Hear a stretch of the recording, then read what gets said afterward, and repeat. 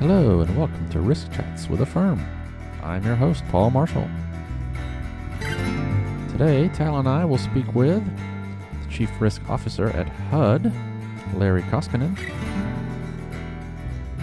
Larry shares many insights into HUD's significant risk management program with risk officers throughout multiple program areas.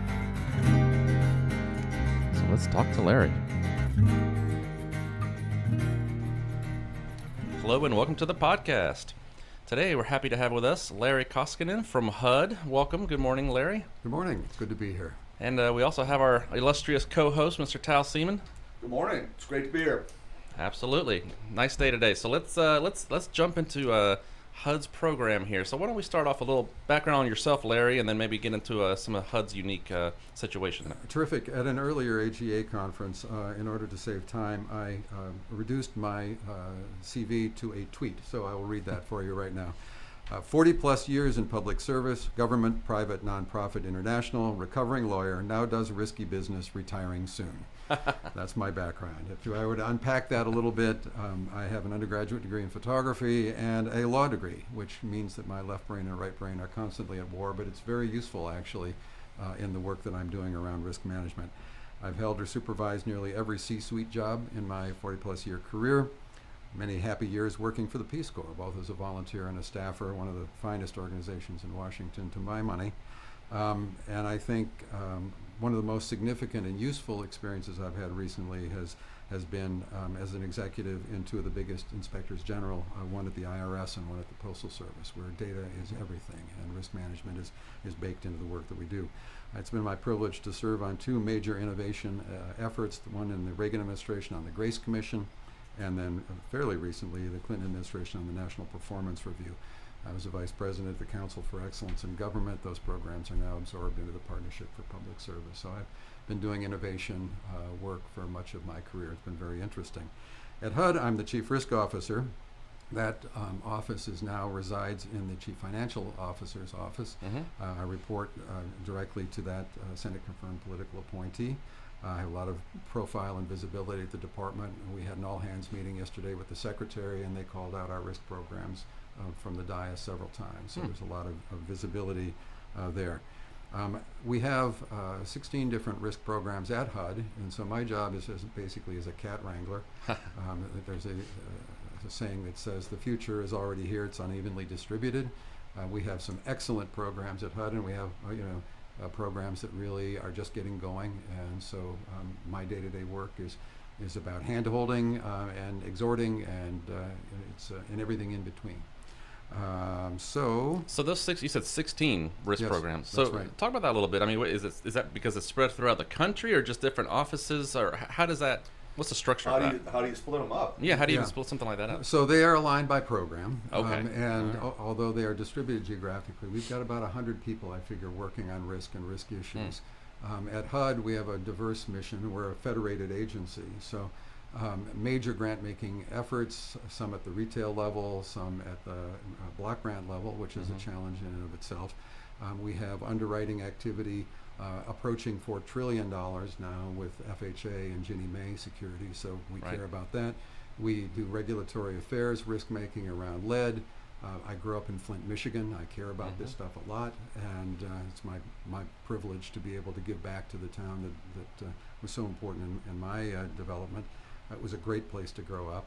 And then we've got all of the C-suite operational risks as well. HUD has been traditionally understaffed. We've lost 10,000 employees over the last decade or so, and that has been a fundamental risk issue for the department in program management and oversight as well.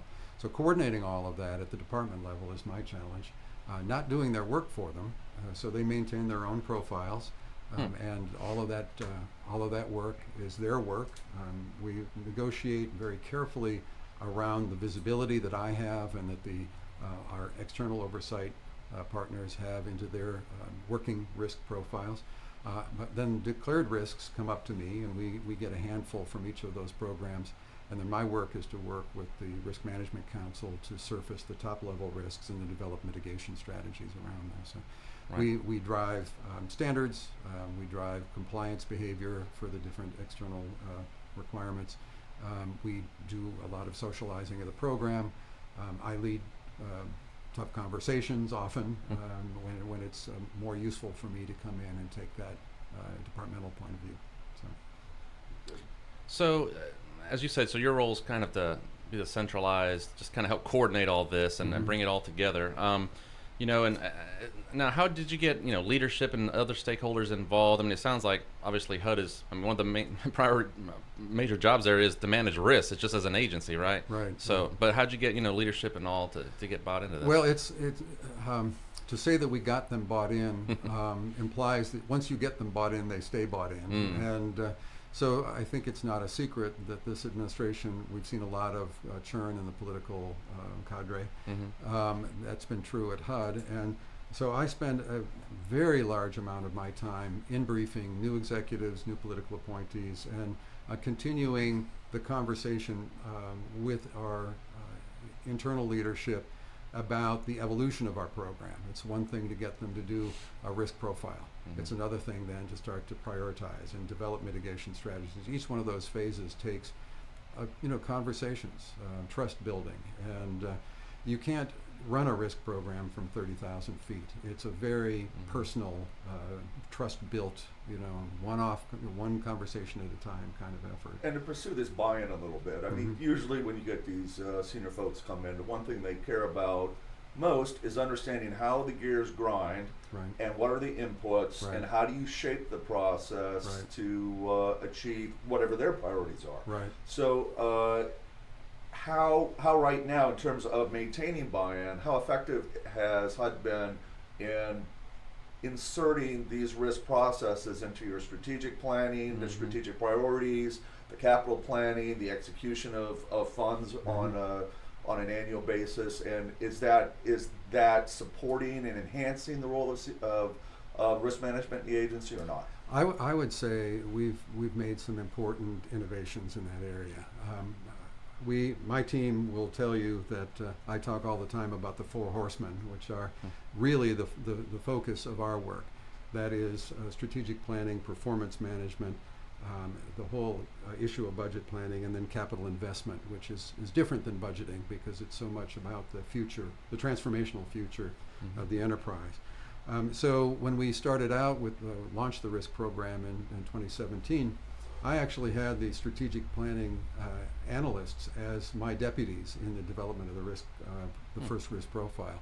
It was embedded into our strategic planning beginning at that point. We were co-located with the performance management team, so our annual performance plan, in fact, includes the risk elements as well.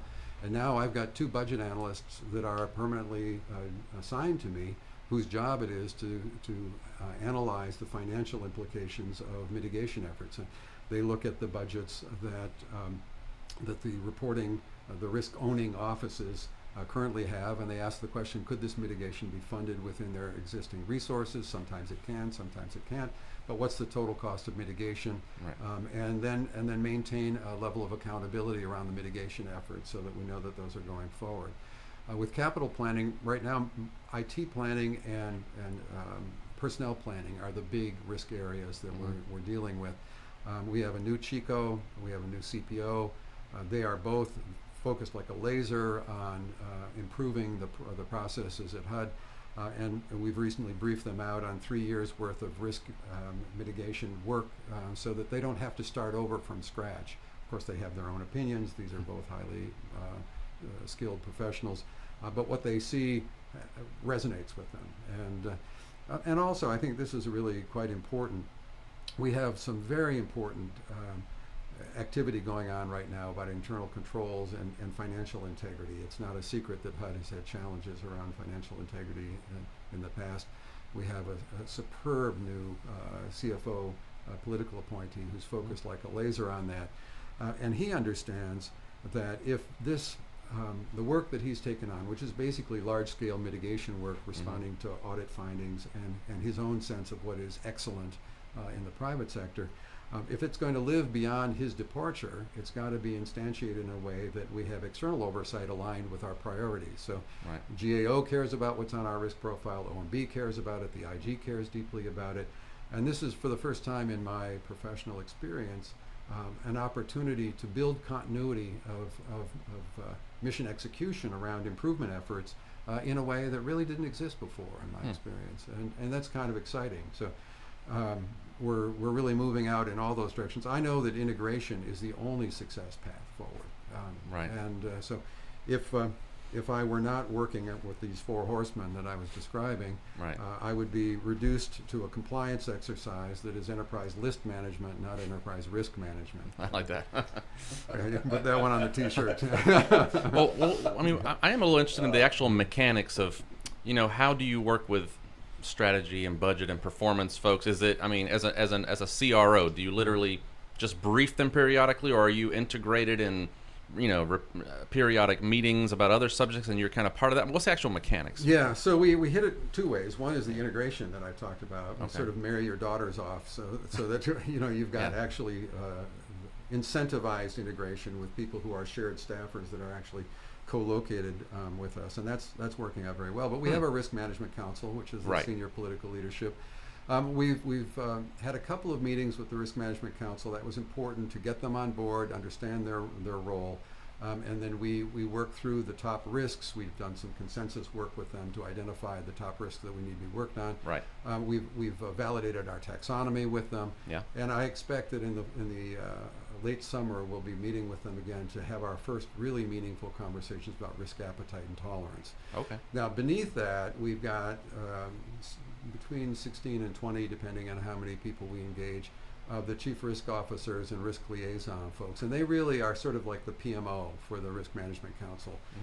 They're the ones who are pulling together our inventory of appetite statements. They are the ones with whom we coordinate on the work that we do around putting the new profiles together as we're doing our prioritization and heat mapping. They're the ones we would interact with as we're looking at costing strategies and implementation strategies on mitigation efforts. They're the ones that are in the trenches, and we meet with Right. them every month. We share data back and forth routinely with them. Really building them both as an intermediate working body, but also a community of practice, and so a community of action and a community of practice. These are good folks, highly motivated. They know their programs. They're career folks. And they're very interesting to work with, and we're, I think, succeeding in a pretty good way with that. And then you mentioned risk appetite. So have you guys have you developed a statement of risk appetite, or? So that's our big challenge this summer, and we've taken it on first by developing really an inventory of risk appetite options or opportunities. Our programs are diverse, as I said. We do grant making, we do underwriting, regulatory affairs, and so forth. So it's not a one-size-fits-all kind of environment for us. But what we have begun to slowly step up to is the top-level issue with HUD. HUD exists really to mitigate risk in private equity investing in many important ways. We leverage private equity for public good. That's sort of the unstated mission of the department. Right. That's why financial accountability is so essential for us, because it's not just about process hygiene, it's about product. Equity investors need to know that if they make an investment, and whether you're in a PHA, a nonprofit, a community, a tribe, whatever, whoever is cutting a check to build something, they need to be confident that HUD numbers matter. And we're working very, very hard to ensure that that's true. From the secretary on down, there's a deep commitment to that. So what do you think your approach is going to look like? Previously you were talking about 16 real major product lines. Right. So as an agency that's dealing with this public risk Right.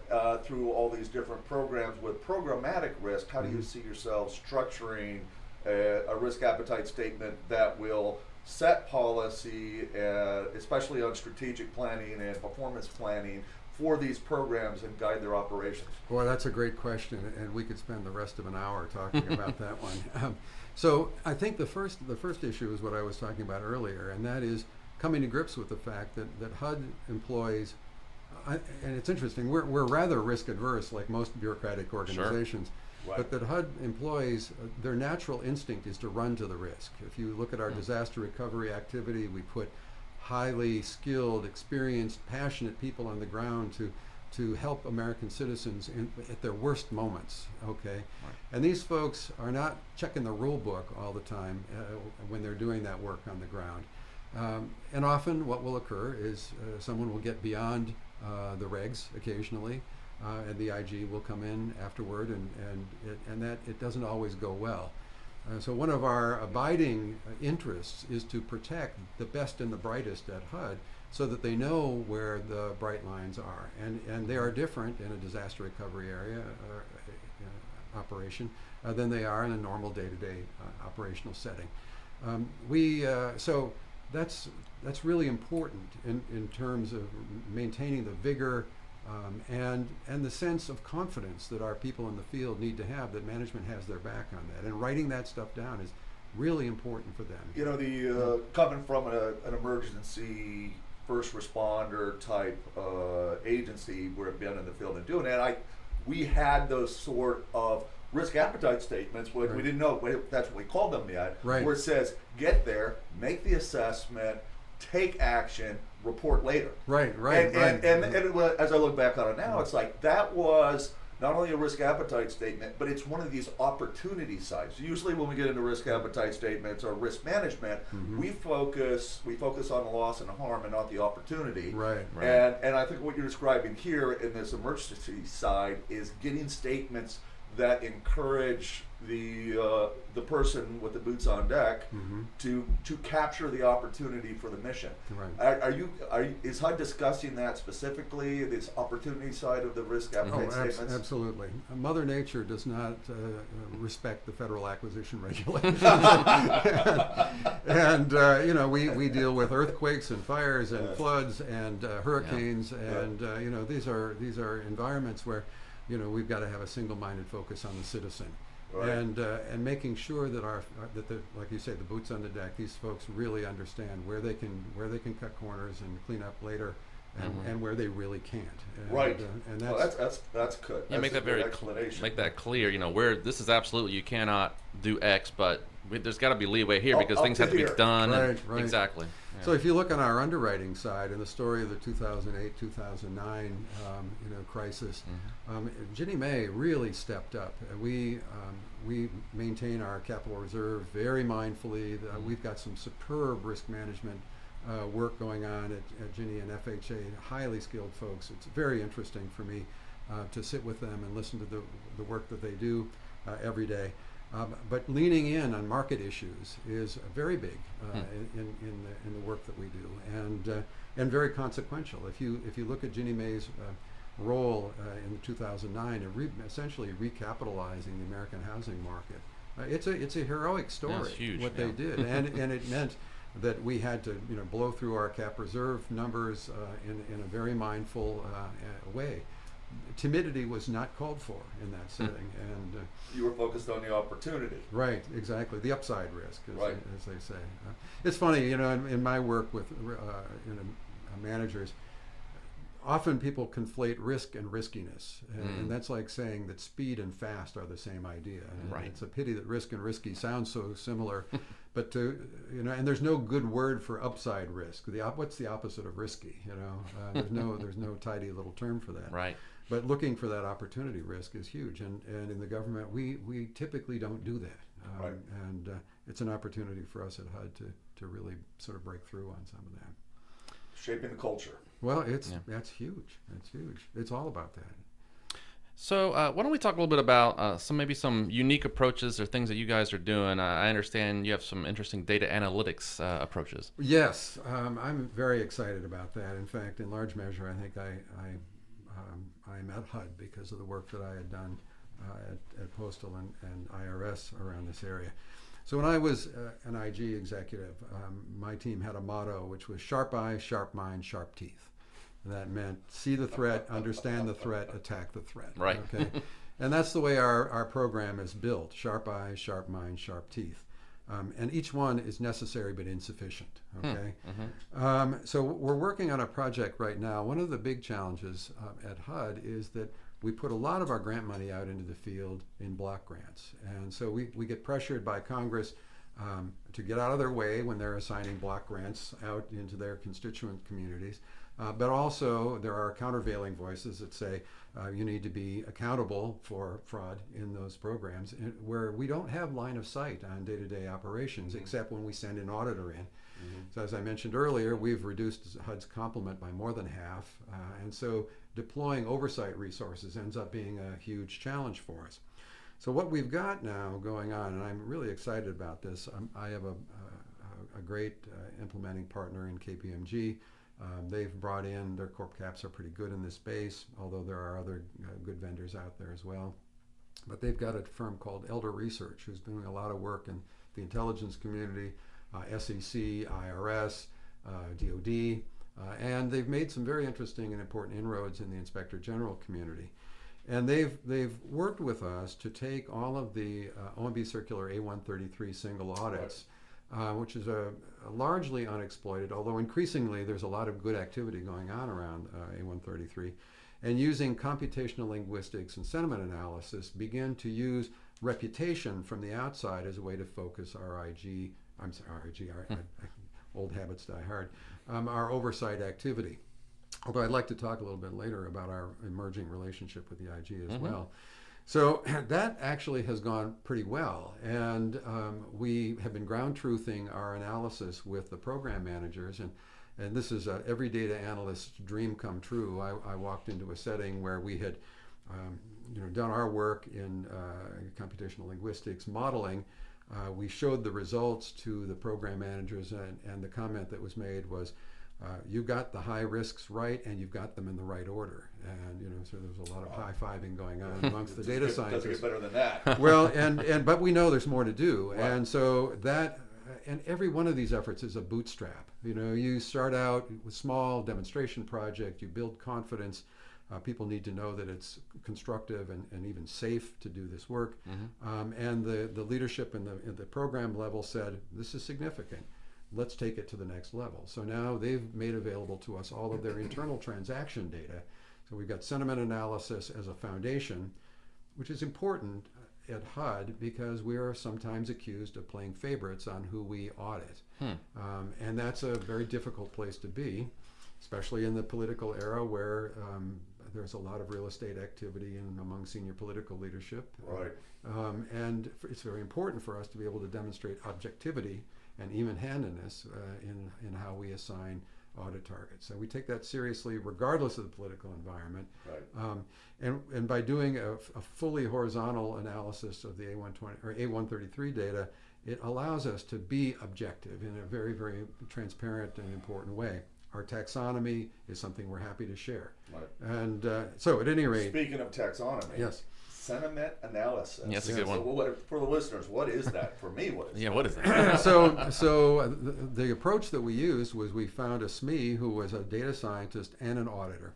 And God love him, he sat down in a closed room for a week or so and went through a whole bunch of A133 audits and said, if you were to identify terms that would be dispositive in terms of the quality of the narrative in these audits, what would they be? And how would you assign point values to them, so forth. So material weakness would have a high Sure. value. Disallowed costs. The kinds of things that you would hope. Nepotism, would be a deal killer. But so we came up with a large number of terms, both upside terms, positive terms, and downside terms, and then assigned plus numbers and negative numbers to them. And we're working on tweaking that model. As it turns out, in grant making, Elder had done a lot of work in contract fraud. When I was using them at the Postal Service, they did a lot of excellent contract fraud work for me. And it turns out that the internal dynamics, fraud detection dynamics in a grant and in a contract are 85% the same. Right. So being able to go in and look at these dynamics, I think there's broad applicability throughout government contracting and government grant making. I think we're really beginning to document what that looks like. And so it ends up being very practical.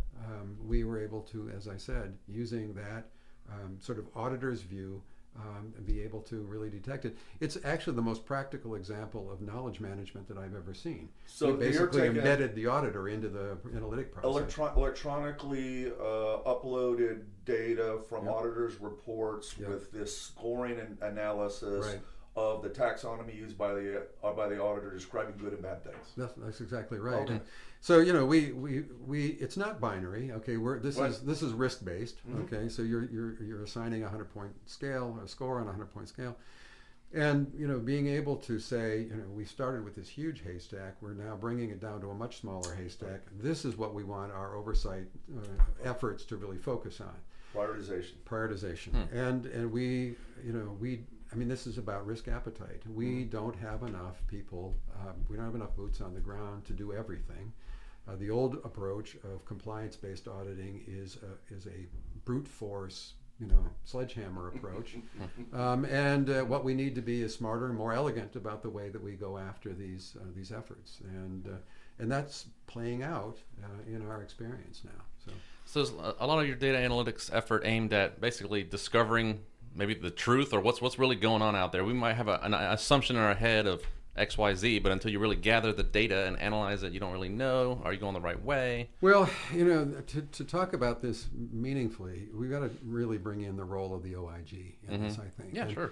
So we are in a very important evolving relationship now with our Inspector General. And coming out of the IG world, I understand them. I understand their internal dynamics. I'm not afraid to have a conversation with raised voices with them occasionally. Right. And, these are good, well-intentioned people, highly skilled in most cases, and really want to do the right thing. And so what we have done is very carefully negotiate our way forward. We don't collaborate with them. We don't even cooperate with them.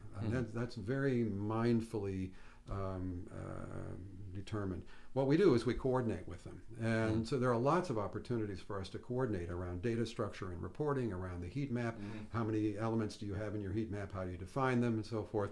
Our taxonomy, we share that routinely. Our top risks. So with our IG last year, we have a new one. She is tough, but she's also open-minded about new methods, which I think is a terrific combination. You don't want an IG that rolls over. Okay, the IG's independence is there for a reason. It's good for them, but it's also very good for the department. And so we're not about compromising that, nor compromising our own prerogatives. So as we worked the alignment last year, we had informal conversations with their strategic planning team as they were building out their management challenges memo and doing their strategic planning for their audit portfolio. When we saw the management challenges memo this past year, our CFO team said, "What happened? This is the best one we've ever seen." And it wasn't any better from a quality standpoint, but it was aligned in a more careful way to the internal risks that were perceived on the CFO side. Right. And we've seen a body of very good work come out of that, and very encouraging, where I will never hold myself out as a partner of the IG. I think that's inappropriate. But getting that alignment right has been useful. And the slogan that I use is that if we do this right, we're working hard to agree on the facts so that we can have meaningful arguments about the truth. That's the slogan that I use. And I think it's an important one. I think the IG really wants to make that meaningful contribution to excellence that we do. And I think that at HUD right now, it's going to take a while to fully get there, but I think we've got the right cast of characters. Our chief financial officer has a huge amount of respect for our new Inspector General. I think that's reciprocal. We actually have had Irv Dennis, who is our CFO, go in and meet with the senior audit staff, and very frank conversations about his priorities and objectives and so forth. And that's been received well on both sides. And so we've been invited back again this year to meet with the strategic planning team as they build their audit portfolio as we go forward. And we'll see. It's a careful dance that we're starting to do. But we're beginning by being very prudent about how we observe the bright lines. I think we're doing some useful breakthrough work in there. So, Larry, if you had a moment to speak to all the practitioners in our space and say, I got one thing to tell you. All right. So it would be to be strong, okay? That the work that we're doing is very important. It is not technically complicated work. What it is hard, and it's hard because it matters. And when you get involved in these kinds of efforts, the expression that I use is, we are managing not data, we're not managing lists, we're managing conversations of consequence about issues that really matter, where resources are stretched, and where success is ambiguous. And so, you're really the focal point of decisions through the years that have been swept under the rug because they're tough, right? And they're politically sensitive, and they're economically and financially sensitive. And if you're going to be in that, you're going to be in the center of the storm quite a bit. And I would say, be strong, be tough. Reach across boundaries wherever you can. You're going to drink a lot of coffee building trust relationships with your constituents, and I commend that to you. And in fact, we found that the salutary benefits of malt beverage are not to be have a beer summit pushed aside. A beer summit is not a bad thing occasionally.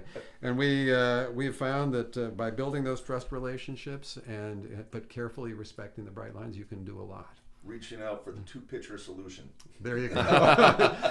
The big picture, man. Did I say 2-pitcher? I meant big picture. Right. You always have to maintain the big picture.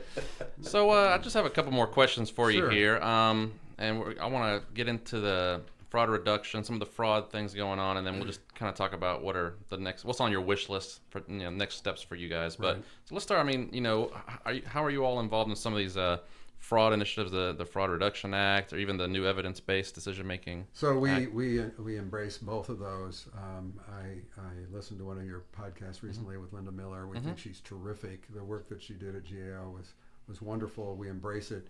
And why invent it when it's been brilliantly invented? Plus, they're going to be the ones auditing you, so they've already given you the answers to the quiz. Right. The data-driven decision-making, I think, is hugely important as well.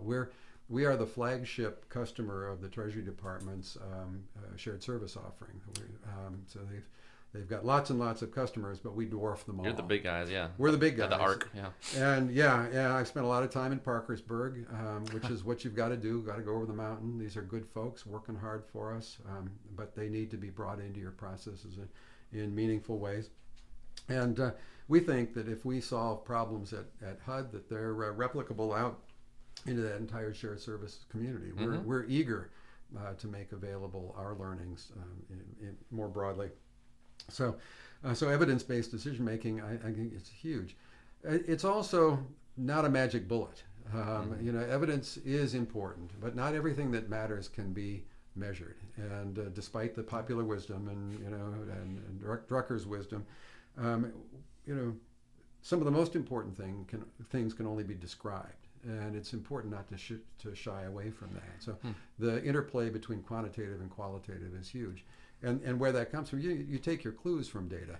Right. But at the end, you're going to make management decisions based on conversation and qualitative evaluation. And you should be sanguine about that. Period.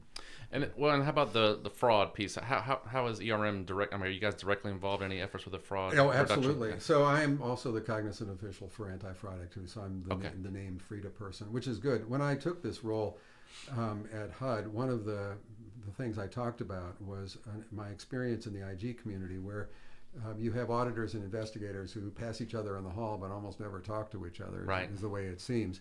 But every internal control failure is an invitation of fraud, and every fraud event is an indication of internal control failure. And sure. So I think that they're really two sides of the same coin.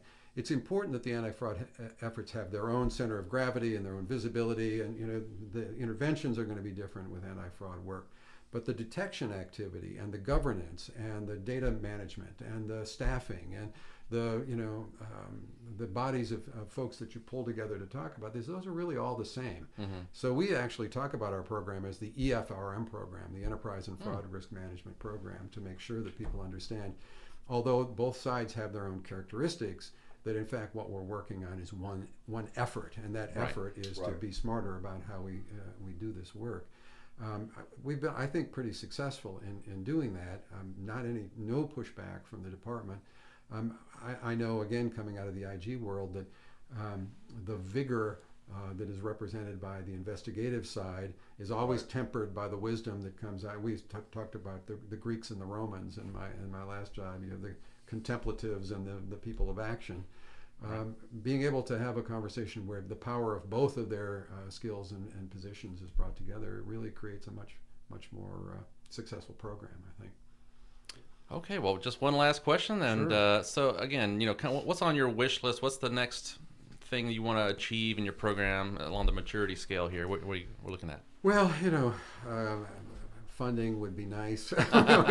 We're built into the budgets for 20 and 21. I'm sort of tin cupping a lot of the work that we're doing in 19.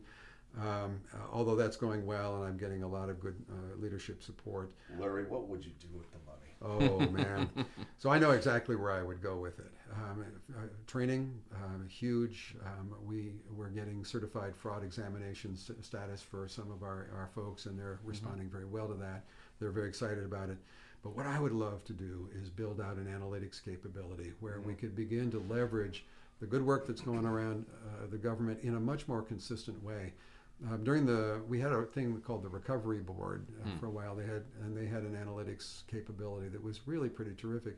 It got sunsetted with that work, but we saw, and I'm not holding that out as an exemplar, but we saw a lot of synergy going on. I generally hate the term synergy; it gets misused all the time, but I think it's apt in this case.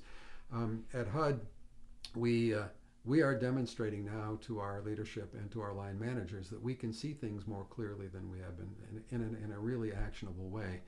And to develop a high continuity, integrated, robust, cloud-based data environment so that we can do this kind of analytic work and work routinely with the Treasury Department. I spent a lot of time with their pre- and post-payment integrity folks. We're active partners with the Do Not Pay initiative, which we think is important. I got a briefing from Grant Solutions recently on their analytic modeling, which is very exciting, what they're doing. So there are a lot of centers of excellence out there. Right.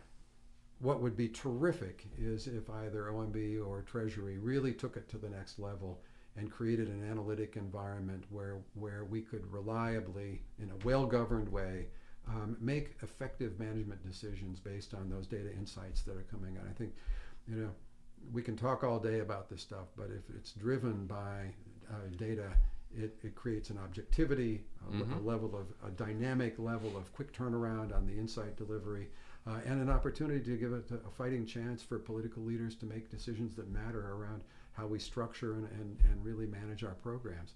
So it would be definitely in the data analytics realm, right, where I think the most. There are wonderful opportunities using sentiment analysis to hear from the citizenry on this stuff too. Right. The social media world is filled with opportunities to learn from the citizens in very practical, very actionable ways. And I think we're just on the cusp of that. If I were 20 years younger, I would devote the next 2 decades of my life to this. And when I retire, eventually I think I probably will keep a hand in it as well. So what an exciting time to be a mid-career professional in the government. It's just in risk management.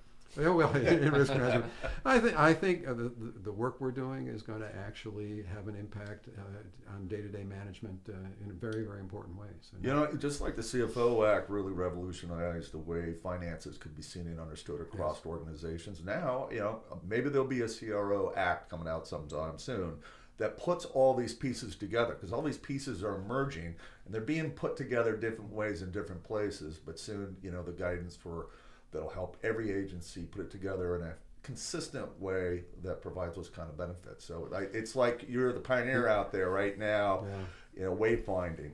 Well, my chief financial officer, Irv Dennis, a terrific fellow, aged out executive from Ernst & Young, just kind of an uber auditor, but very, very sophisticated thinker about this stuff, is working on a paper about this, where we're looking at all of the different accountability, procedural guidelines, and law that really adds up to financial integrity for the government.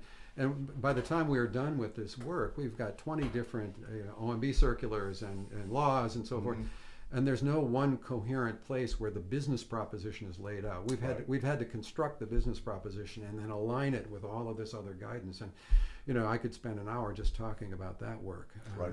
Well, We don't have an that'll be the next podcast. Well, Larry, thanks for joining us. I mean, we learned a lot. Absolutely. Yeah, my pleasure. It's been terrific. That's our show. Thanks for tuning in. Check out our website, AFERM.org. We have many, many podcasts for you to enjoy there. And of course, many more to come.